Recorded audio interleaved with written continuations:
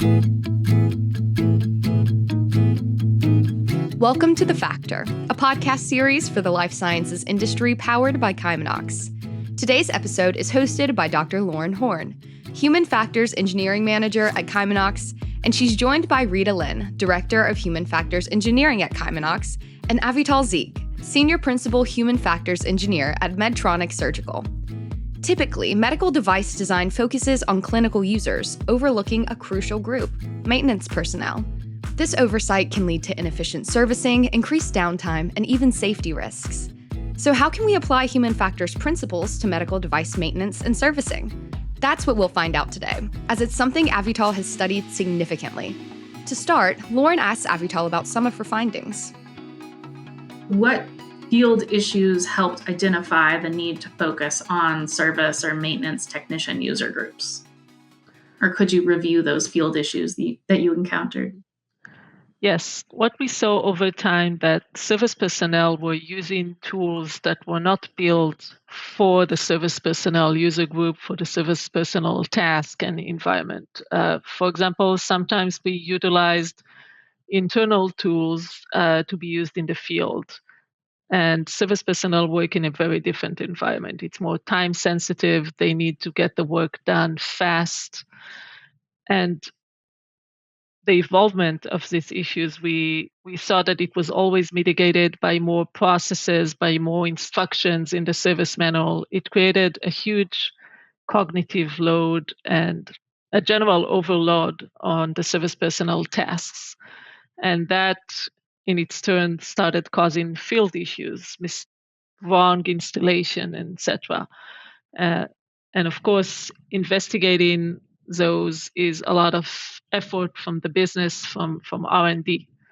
So we, again, when those issues started emerging in collaboration with the fact that we gathered the service personnel input and learned what are their pain points, really motivated us to fix that. Could you discuss the cost implications of mitigating those issues post-market? Yes. Well, it usually starts with investigations, right? There's a field issue you're not really sure of. R&D gets involved. They start investigating it. That usually means that you need to go back to the hospital or the clinic where the issue happened. You need to go back there, collect more information, collect more logs, retry the installation. All of that is so much effort from the engineers, from the field service personnel. And that is assuming you found the root cause of the issue and you know how to mitigate it and what not to do next. That's just as a short example of something that can be resolved. If that is not resolved or you see issues happening more and more, then you might need a bigger intervention from your side as to resolve the issues, release new tools, and etc. That must have been a really big undertaking with the root cause analysis post-market. So what would you say are some pros and cons to addressing this need earlier in the product development process? Well, as always, and as we all know, everything that we think of ahead can save a lot of money later on in the project. The earlier you think of it, the later changes cost a lot more money. I want to say so that we know it's the same for the service tools. Second, I want to say that the benefits on working on service tools, they are actually simpler to change because they are not always considered medical device. It's external tools. Simulating them, for example, when you want to do a formative on a service tool, you don't need a clinical environment usually. So much simple. Like we used prototypes built in wireframing tools to simulate service tool. You can't usually do that with just for a medical device. Working with service personnel is usually a lot more easier than working with healthcare providers from all the perspective. So there are a lot of benefits to doing that work and doing it earlier. I want to say even shorter installation, they save OR time that you can utilize to treat patients.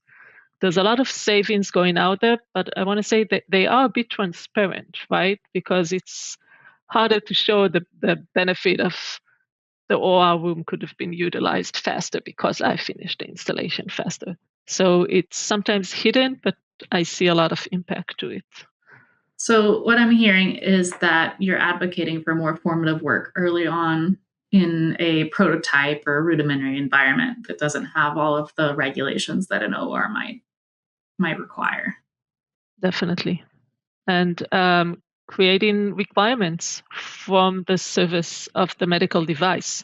How much time is it going to install it? Like the same you have requirements for the clinical aspect of the device, create requirements for the service aspect of the device. How much time does it take to do a maintenance of your device? How much time does it take to install it?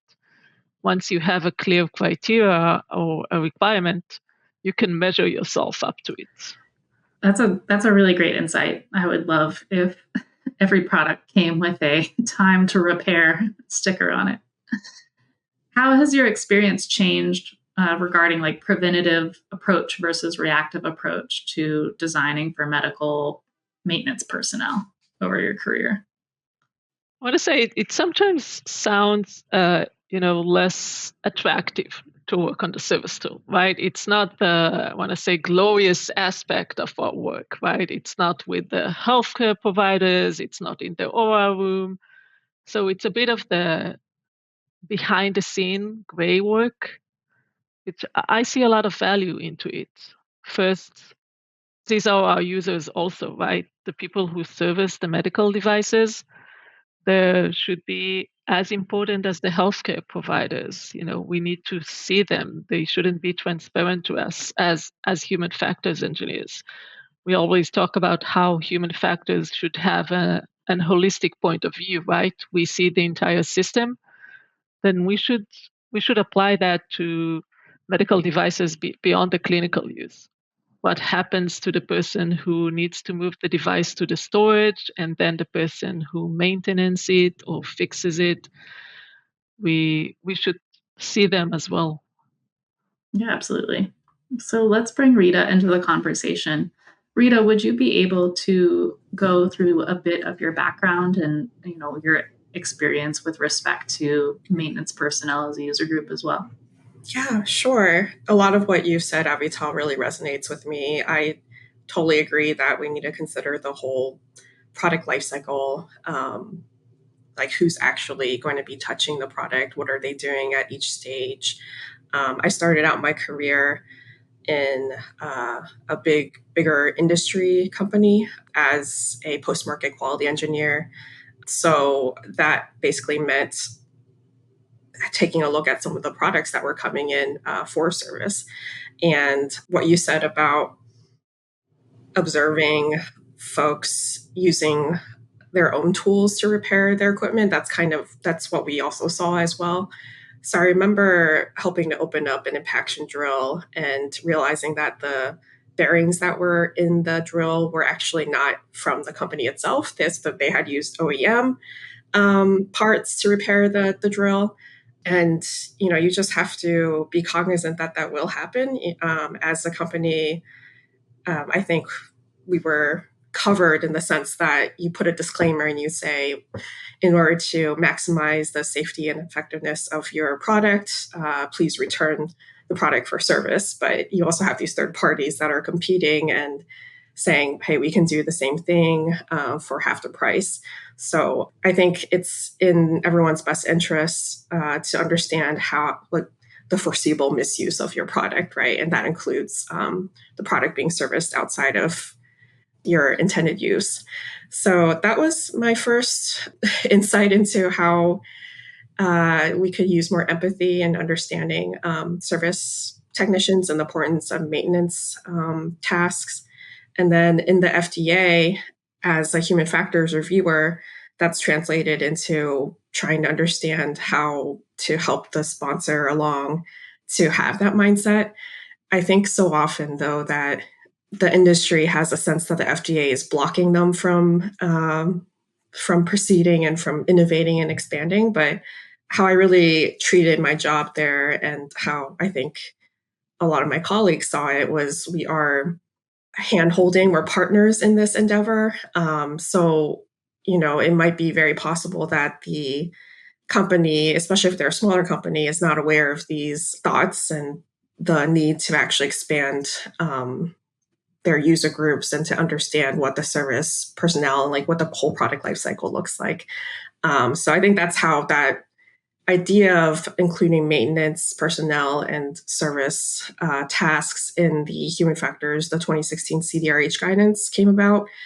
How we had interpreted it in the FDA is that it's not a prescriptive, you must include medical maintenance personnel and service personnel all the time. It was really just to get a sense, just to get the manufacturers a sense of who to actually think about and just some ideas and examples.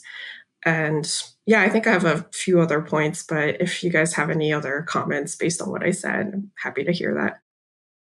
I think you brought up a lot of really interesting points. It's really encouraging to hear that the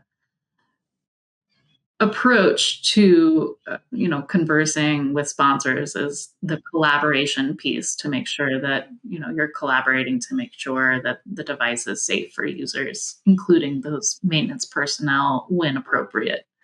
So one question I had was, how would you build consideration of maintenance personnel into your risk management strategy? And Rita, you could answer in terms of your experience with FDA and CDRH, or Avital, please feel free to hop in as well. Mm-hmm. Yeah, I guess I can first build off of, again, what you had mentioned earlier, Avital, just being more proactive and aware earlier on in the product development lifecycle. What you said about how you were hearing from their service workers, that's a really big key point. And I think marketing teams and sales teams probably tend to focus more on the end user, as in the patient or the healthcare provider. But we could expand that market research from the very beginning so that we're gathering all of the user needs from a wide cross-section of people. So I think that's where I would start. And that's basically going to mean that you are intentional, and that I think you had mentioned, trying to make sure that your leadership was also on board as well. But as I've been in this post-market world, I found that if you're able to take these stories that are happening out in the marketplace, you have an easier time making your case. So in the case, for example, of the impaction drill, there was a surgical tool, like I had mentioned earlier, that was overheating because the bearings were not the right part. Right. And then it resulted in some adverse events. And we were able to make a really compelling case to leadership that this is an important topic, and that we should consider how the drill is being repaired in the first place, and either make our program more appealing, as a additional service warranty program, or create a better drill that could be repaired more easily by anyone, even outside of the company. So I want to build on that and say, you were asking about the risk management. So for example, when I think about Rita's example, if using the correct component, sorry, I don't remember the name, was considered a mitigation, a service work was considered a mitigation to prevent that use error, I would expect more involvement of human factors in ensuring the mitigation is effective, right? That's what we're expected to demonstrate. So I would say that if you're incorporating service tasks, service related or maintenance into your risk management as mitigation, you need to be accountable for that, right? You need to demonstrate they're effective, as we do for the summative work, or at least be sure that your mitigation is good enough in order to take credit for it. So if that's one way to look at it from the risk management perspective. So Avital, one topic that you highlighted was the time-consuming tasks of calibration and qualification of the devices. I think you mentioned that in your HFES presentation. So what are some of the methods you've used to reduce cognitive or physical burden of those tasks for maintenance personnel?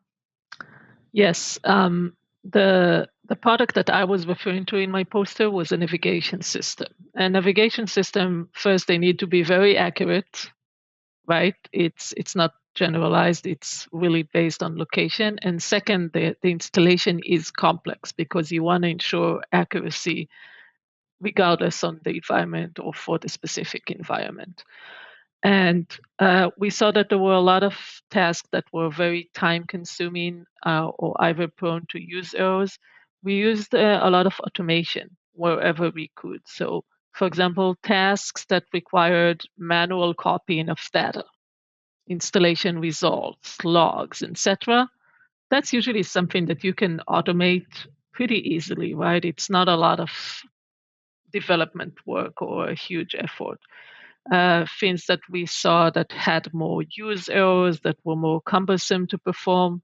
So, for example, if a service task required to use another device in the environment, like stop what you're doing, go do something in another device, and then go back and continue the installation, that's, for example, something that we try to automate or find another solution that would not require you to change context. So we had several criteria, as I said, the use errors, the dependent of other devices, and based on that, we planned the servicing tasks. I think it's a really good way to think about that. And switching does significantly increase mental burden, cognitive burden. So reducing those switching tasks is absolutely a priority. So thinking about these, you've talked about things to minimize. Are there other features to maximize or increase, such as like alerts or that expected repair time that you mentioned before? Is there a way to enhance the experience for maintenance personnel? Well, one tip that we try to implement and we found useful is, surprisingly enough, there is sometimes similarity between the medical device and the clinical part of it and service tasks, for example. Sometimes you can utilize error messages or alerts from the medical device into the service tools. And that is a great way to reuse it, because usually those are stuff that went through the medical device development procedure. You did formatives on them. So maybe it's not perfect, like it wasn't designed for service personnel, but at least you did some human factors work on it, and whatever you can utilize from the medical device and that is relevant for the service installation task or tools, I would highly recommend doing that. Absolutely. I love that concept. Essentially using the platform concept or alert, for example, and using that to make sure that, one, the product is consistent throughout all aspects of use, but two, it's been validated in a human factors setting. So I think that's a great suggestion. I have a follow-up question, Avital. Have you, in your experience, looked at other companies like competitors and how their products are serviced and try to copy or make sure as much of it is as aligned as possible? That's a great idea, I want to say. And no, usually, it's a competitive world, and companies tend to, some of these even service related tasks are protected by IPs. So a released medical device, it's out there. You do have the knowledge shared in platforms in a very, like, it's common. But service is, I think, I haven't encountered a lot of companies that you can tell how their products are serviced or maintenance. No, that's a great idea. I'm wondering if there's more information out there that I should look into. Yeah, I think in the ideal world, at least the FDA would really love for some sort of convergence, not only in the service area, but also in many of the other tasks. But again, I think in the ideal world, if we're relying on the same biotechs in the hospitals to maintain, for example, an infusion pump, we would want them to have the skills to do more or less the same thing for each of those competing infusion pumps. Yes, I agree. Maybe one of the challenges is that you have several pumps, right, from different companies, and you need to service each one of them a bit different, although the goal is the same, right? You're probably doing very similar tasks, but there's no standard into how to do that, and that could definitely help the users. Even using the same tools, like the same screwdriver, the same screw size, all those stuff, it's the small stuff, but they accumulate and they create, burdens of tools, of stuff, of everywhere. I mean, are there any ISO standards for servicing? Similar to there are standards for colors for different. I'm drawing a blank, but for different kinds of sizes of medical device, like stents or like the alarms and all these other issues and design functions that are focused on the design of the product itself, but not for the design for serviceability. So is that something that's a gap that you see? In a way, I think I don't know of any standards, but you are correct. So we have a lot of regulation into the medical device itself, but external tools that can affect the medical device, I'm not sure exactly what are they regulated by, right? I would love to hear your thoughts on that per your experience in the FDA. Like, if it's not a medical device, what is it then? Oh, you mean the actual tools that are used to service the medical devices? That's not regulated currently. That would certainly be difficult to catalog and regulate. So, are there any other areas you would recommend to focus on for maintenance usability? We spoke about calibration and repair times, but any other topics that come to mind? Yes, two. One we mentioned briefly earlier. We need to remember that service personnel is a distinct user group. There's sometimes a concept that service personnel are like IT guys, the guys that can solve anything, they have like the perfect skills, or they're like engineers. They're not both, right? It's a distinct user group. They have their own constraints, capabilities, knowledge, and we should remember that. Second is that when working on service tool, and sometimes service fails, right? Maintenance failed. A service personnel was called into a hospital to fix an issue. They try to install, it doesn't succeed. Service tools should communicate reasons to failure. Like, it's not enough, as we know, as always, to say the installation failed. Why did it fail? Which part of the installation failed? What can I do with that information besides knowing that it's failed? Because if you don't provide that clear communication, then you start seeing the company, the service personnel invest a lot of efforts in understanding the root cause. What happened? How did it happen? And that takes a lot of effort. So, would you then advocate for companies essentially standardizing their servicing reports? So, if when they go to service a piece of equipment, they have to record what happened, why it happened, and if there was a failure, potentially, report as to why it could have failed. Yes, and to my knowledge, usually they do. Usually, when you go to service a system, you report it out very. You need to very orderly report it because sometimes medical devices are required to do preventive maintenance. Every, I think, 12 months is expected, depending on the device. So it is reported. But when we build the service tools, we need the service tools to, for example, a software tool. It it needs to communicate reasons to failure. You can't just say installation failed. You need to provide more context into that failure message, similar to error messages to medical devices. It's not enough to say, I could not supply the energy or issue. what is the issue? What do I need to do to resolve the issue? Can I try again, or there's no point because there's an error, right? Tell me what I should do next. And yes, of course, report that out after the installation and follow up on that. That I think is a common practice.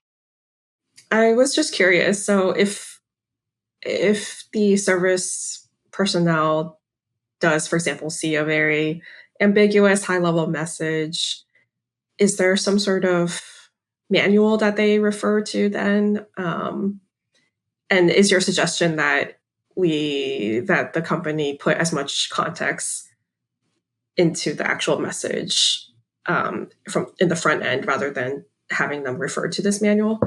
So how does that look like out in the field?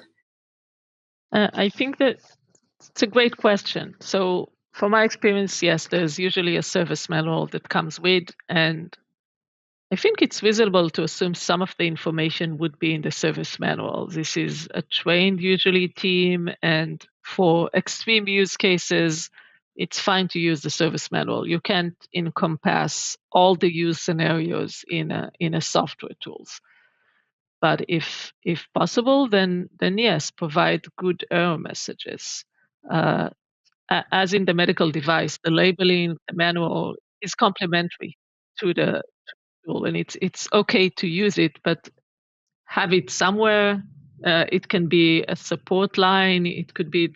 We know from the medical device there are many options and solutions to support error handling. Just choose what's reasonable from resource perspective, from the device perspective, but do something besides saying failure. That's what I'm trying to communicate. No, I agree that this is opening up a whole world. So in parallel, you could possibly have formative evaluations that focus on just the service manual itself with the service technicians as a user group, in theory, correct? Yes, but you're correct. That's another huge topic. Yes. If we assume that manufacturers have infinite resource. Yes. So you know what? Let me rephrase that, and you can choose after whatever you want. Remember that there can always be unexpected failures when installing a device. So ensure that error messages or some support of error handling exist either in the labeling, the manual, and even access to the logs. So have things transparent and accessible always when you do service tool, because again, it's a bit unexpected and you need to support many use cases. Yeah, there's no way that you can think of every single use case, but manufacturers can try their best. Or at least ask the service personnel in the first place. Agreed. Yes. Do either of you have any final thoughts before we wrap up? I did want to touch upon, I'm sure a lot of our listeners would be interested to know then at the end of the day, is the FDA going to require companies to test 15 users of, from the maintenance personnel user group for validation or summative testing? And the answer that I always gave was it depends. There's a couple of factors that I would consider in that question. So one is like the who and the where. So where is your service actually occurring? I think it's probably going to be straightforward if you're asking your product owners to return the products to the internal servicing floor of the company. That then is clearly outside the purview of the pre-marketing application process, and instead in CGMP and making sure that your internal processes and procedures are verified and validated that way. So if you fall in that category, I would say probably not. Things do start to get a little bit more tricky when you're saying that, for example, your over-the-counter device or your product that's going home with your customer then you're relying on the layperson to then service and maintain your device.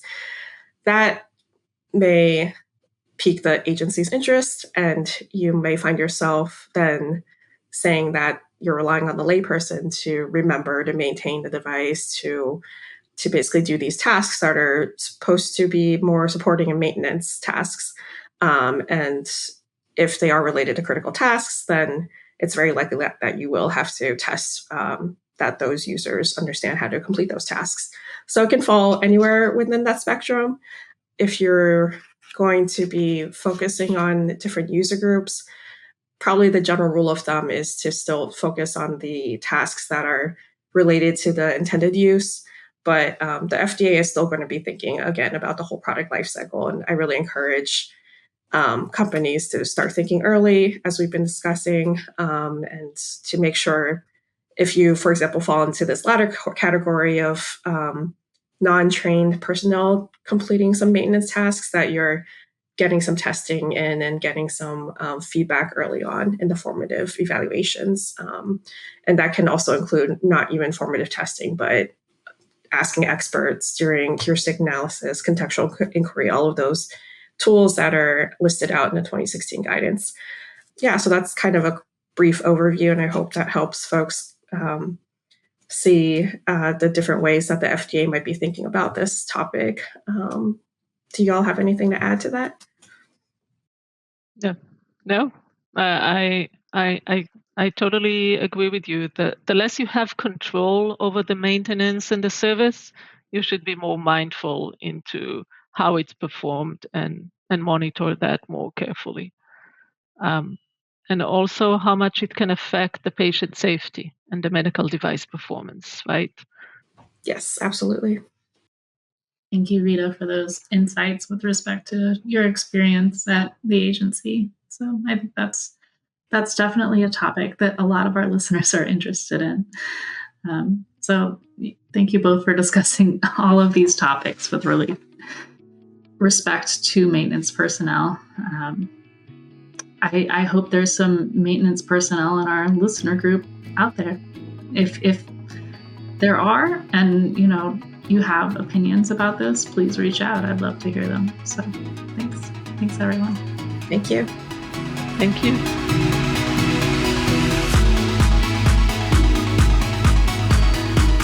That was Lauren Horn, Avital Zik, and Rita Lin.